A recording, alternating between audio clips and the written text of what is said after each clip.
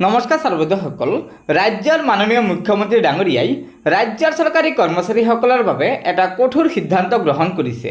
হয় সৰ্বদসকল, ৰাজ্যৰ শিক্ষক কৰ্মচাৰীসকল যদি সময়মতে বিদ্যালয়ত উপস্থিত নহয় তেনে শিক্ষক কৰ্মচাৰীসকলৰ ওপৰত শিক্ষা বিভাগে কঠোৰ সিদ্ধান্ত গ্ৰহণ কৰিব।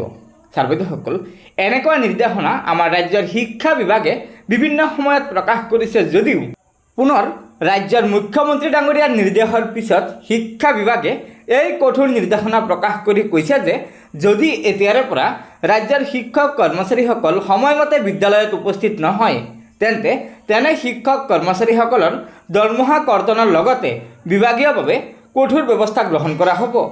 লগতে আৰু জনাইছে যে এতিয়াৰে পৰা ৰাজ্যৰ শিক্ষক কৰ্মচাৰীসকলৰ উপস্থিতি জিলাসমূহৰ জিলা আয়ুক্তসকলে নিৰীক্ষণ কৰিব। হয় সৰ্বদসকল, জিলাসমূহৰ জিলা আয়ুক্তসকলে ৰাজ্যৰ শিক্ষক কৰ্মচাৰীসকলৰ উপস্থিতি নিৰীক্ষণ কৰিবলৈ জিলা আয়ুক্তসকলক ৰাজ্য চৰকাৰে নিৰ্দেশ দিছে।